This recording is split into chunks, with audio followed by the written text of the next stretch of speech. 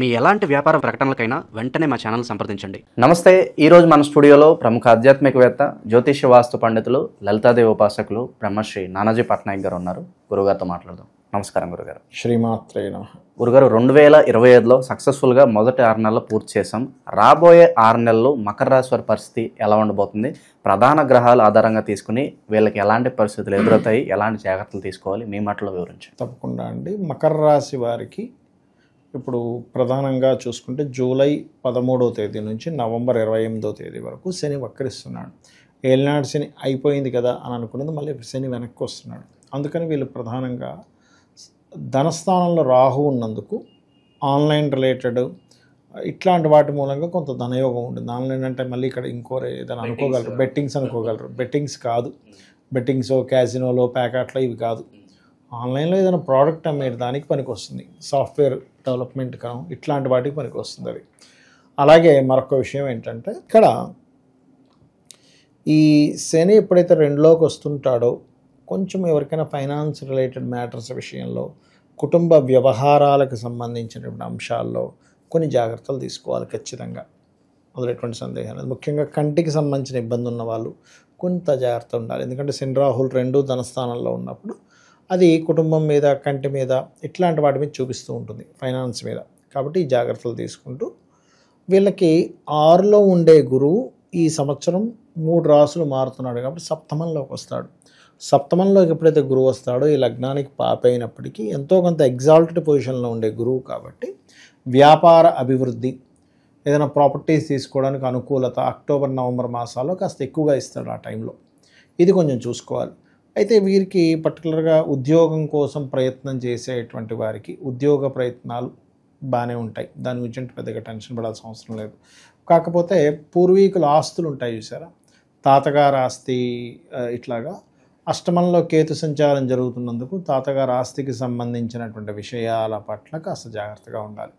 ప్రధానంగా కనుక చూసుకున్నట్లయితే అది ముఖ్యంగా చూసుకుంటుండాలి. అలాగే ఇక్కడ గురుబలం సప్తమంలో గురువు రావడం, సప్తమం నుంచి లగ్నాన్ని చూడడం, ఇది ప్రధానంగా ఏంటంటే ప్రాపర్టీ, బిజినెస్, కొంచెం పార్ట్నర్స్ సపోర్ట్ ఇటువంటివి ఇస్తాయి. అందులో ఎటువంటి సందేహం లేదు.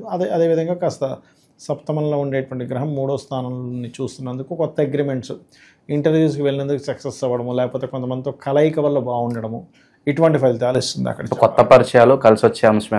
కొత్త పరిచయాలు, కొత్త పార్ట్నర్స్, కొత్తవన్నీ కొంత పరిచయాలు మాత్రం కలిసి వచ్చే అంశం. ఎందుకంటే పరిచయ స్థానం అనేటువంటిది 3వ స్థానంలో మనం చూస్తాం. ఈ 3లో ఉండేటువంటి శని వక్రించాడు. వక్రించి ఎప్పుడైతే 2లోకి వస్తున్నాడో 3 మీద గురువు యొక్క దృష్టి ఎప్పుడైతే ఉందో ఇది ప్రధానంగా ఏంటంటే కొత్త పరిచయాలు, కొత్త ప్రయత్నాలను సక్సెస్ చేస్తుంది. చెప్పాలంటే ముఖ్యంగా ఏంటంటే గురువు సప్తమంలో ఉన్నప్పుడు 3ని యాక్టివ్ చేస్తున్నాడు, అంటే ప్రయత్నాలు, ఇంటర్వ్యూస్ని యాక్టివ్ చేస్తున్నాడు, ఉద్యోగాలను యాక్టివ్ చేస్తున్నాడు, వ్యాపారాలను, ఉద్యోగం కంటే కూడా వ్యాపారాన్ని బాగా యాక్టివ్ చేస్తున్నాడు. అంటే కొత్త పరిచయాల వల్ల వీళ్ళ వ్యాపారం అభివృద్ధి అవుతుంది. అయితే సప్తమంలో ఉన్నప్పుడు ఏంటంటే జీవిత భాగస్వామితో కూడా కొంత సపోర్ట్, ఇప్పుడు ఒక బిజినెస్ పెట్టారు, పార్ట్నర్ సపోర్ట్ అనేటువంటిది లభిస్తుంది ఇక్కడ, అందులో ఎటువంటి సందేహం లేదు. కాకపోతే పార్ట్నర్స్ నుంచి వచ్చే ధన సంబంధించిన విషయంలో చిన్న చిన్న డిస్ప్యూట్స్ ఏర్పడతాయి, లేదా జీవిత భాగస్వామి యొక్క కుటుంబ సభ్యుల విషయంలో కొన్ని డిస్ప్యూట్స్ ఏర్పడము, ఇటువంటివి మాత్రం ఖచ్చితంగా చూపిస్తుంది. అయితే ఈ మకరం వారికి శని వక్రగతి వల్ల అప్పు లభిస్తుందండి. లోన్స్ కోసం కొంతమంది బిజినెస్ లోన్స్ కోసం ట్రై చేస్తుంటారు చూసారా, బిజినెస్ లోన్స్ మాత్రం బాగా యాక్టివ్ అవుతాయి ఇక్కడ, అందులో ఎటువంటి సందేహం లేదు. కాకపోతే కొద్దిగా ఎవరికైనా సరే ఈ హెల్త్ రిలేటెడ్ సంబంధించిన దాంట్లో ఈ పైల్స్ ఇలాంటివి ఉంటాయి సరే, ఇండైజెషన్ ఇష్యూస్ లాంటివి కానీ ఇటువంటివి కొంచెం చూసుకోవాలి. ముఖ్యంగా ఏదైనా కొండ ప్రాంతాలకి వెళ్ళేటప్పుడు, లేకపోతే వేడి వల్ల వచ్చే ప్రభావం, ఎందుకంటే కేతు అష్టమంలో ఉన్నాడు కదా, హీట్ రిలేటెడ్ రాసుల్లో కేతు వచ్చి కూర్చున్నాడు కాబట్టి ఏంటి, కొంతమంది ఈ ఇందాక మనం అనుకున్నట్టుగా ఈ బెట్టింగ్స్, షేర్ మార్కెట్, ఈ ప్యాకెట్ ఇట్లాంటి జోలికి పోకపోవడం మంచిది. అంటే ఇప్పుడు కేతు ఉన్నాడు కదా, నార్మల్గా కూడా వెళ్ళకపోవడమే మంచిది అనేటువంటిది బలంగా చూపిస్తుంది. బట్ ఏంటంటే శని వెనక్కి వస్తున్నప్పటికీ, శ్రమనిస్తున్నప్పటికీ గురువు ఒక 2 నెలల పాటు అక్టోబర్ నవంబర్ మాసాల్లో వీళ్ళకి కొంత లాభసాటిగా చేసే ప్రయత్నంలో సక్సెస్ని ఇస్తాడు. అందులో ఎటువంటి సందేహం లేదు. శుభకార్యాలు జరగటానికి ఏ మాసం అనుకూలంగా ఉంటుందంటారు వీళ్ళకి? ఒకటేనండి, ఎప్పుడైనా శుభకార్యాలు కొన్ని మాసాలు చెప్పబడింది. మరలా ఆ శుభకార్యాలకి కొన్ని నక్షత్రాలు చెప్తారు. మళ్ళీ అలాగే పెళ్ళికైతే ఒకటి, గృహప్రవేశానికైతే ఒక 8-9 నక్షత్రాలు. ఆ నక్షత్రాలు కూడా ఏంటంటే ఎప్పుడు కూడా శుభకార్యాలు చాలామంది ఏమనుకుంటారంటే ఇప్పుడు శ్రావణ మాసం కదండి చేసేయండి అంటారు. అలా కాదు. శ్రావణ మాసంలో ఉండే నక్షత్రాల్లో ఏ నక్షత్రాలు మీకు పలానా శుభకార్యానికి మంచిది తీసుకోవాలి ముహూర్త భాగంలో, ఆ నక్షత్రాల్లో కూడా ఎవరికైతే మనం శుభకార్యం చేస్తున్నామో గృహం అయితే పేరు నక్షత్రం నామ నక్షత్రంతో తీసుకోవాలి, వివాహం ఇవన్నీ అయితే వాళ్ళ జన్మ నక్షత్రంతో తీసుకుంటాం. దాంట్లో మరలా కలశశుద్ధి అని ఉంటుంది.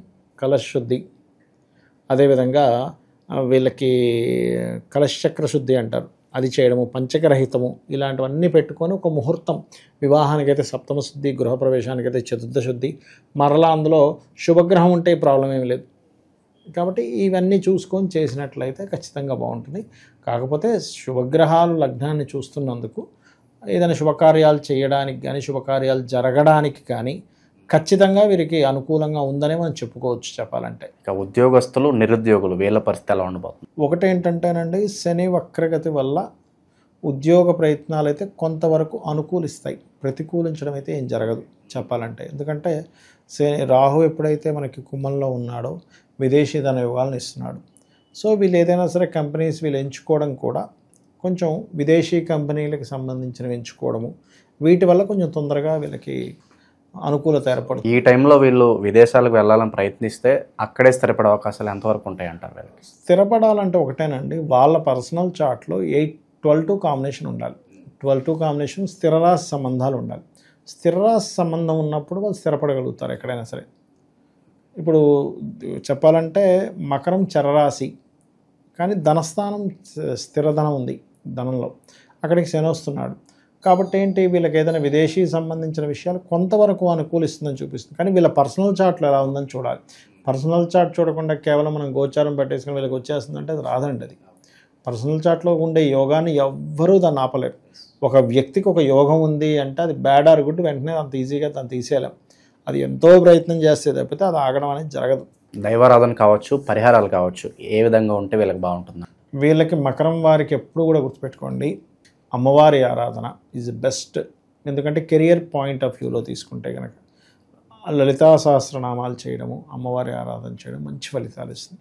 కాకపోతే ధనస్థానంలో ఎప్పుడైతే శని రాహువులు కలిశారో ఇక్కడ ఓం నవవిద్రుమ బింబశ్రీ ఞక్కారి రతనచ్చదాయి నమః బ్రహ్మాండంగా పనిచేస్తుంది. ఇది ప్రధానంగా తీసుకోవాలి. అలాగే కొంచెం కుటుంబ సభ్యుల మూలంగానే కొన్నిసార్లు ఈ ఫైనాన్షియల్ మ్యాటర్స్ కావచ్చు, ఇటువంటి విషయాల్లో కొంత ఇబ్బంది అనేటువంటిది వస్తూ ఉంటుంది. నరఘోష, నరదృష్టి కావచ్చు, శత్రు సంహారం, వీటికైనా పరిహారం ఉంటుంది? నరఘోష, నరదృష్టి గనక చూసుకున్నట్లయితే ప్రధానంగా నరఘోష ఉందనుకోండి, ఉదాహరణకి ఎవరికైనా ఎందుకు ఉంటుంది అనేది మనం ముందుగా తీసుకోవాలండి. వీళ్ళ జన్మజాతకంలో ఉండేటువంటి లగ్నం కానివ్వండి, సన్ కానివ్వండి వీక్గా ఉంటే నరఘోష ఉంటుందండి. నరదృష్టి, నరఘోష వీటన్నిటికీ ఒకటే ప్రధానమైనటువంటిది ఏమిటది అంటే, ఒకటి పాయింట్ నెంబర్ 1, వీళ్ళు సూర్య ఉపాసన చేయాలి ఎక్కువగా. ఎంత సూర్య ఉపాసన చేస్తే అంత నరఘోష, నరదృష్టి అనేది తగ్గుతుంది. వీళ్ళకి లగ్నం వీక్గా ఉన్నా లేకపోతే నడుస్తున్న మహాదశలు, శని రాహుకి సంబంధించిన మహాదశలు వస్తున్నాయి, ఇలా జరుగుతుంది. అలాంటప్పుడు ఇంటికి గుమ్మడికాయ కట్టుకోవడము, వీళ్ళు ఎక్కువ సూర్య ఉపాసన చేయడము, లేకపోతే హనుమాన్ ఉపాసన చేయడము, లక్ష్మీ నరసింహస్వామి ఉపాసన కూడా నరఘోష నుంచి బయటపడేస్తుంది. అంటే ఆ ఎనర్జీని దాటి వీళ్ళ దగ్గరికి ఇంకో ఎనర్జీ రాలేదు, నెగిటివ్ ఎనర్జీ రాలేదన్నమాట. సో ఓవరాల్గా రాబోయే 6 నెలల్లో కూడా మకర రాశి వారి పరిస్థితి ఏ విధంగా ఉండబోతుందో అద్భుతంగా వివరించారు. ధన్యవాదాలు గురు. శ్రీమాత్రే నమః.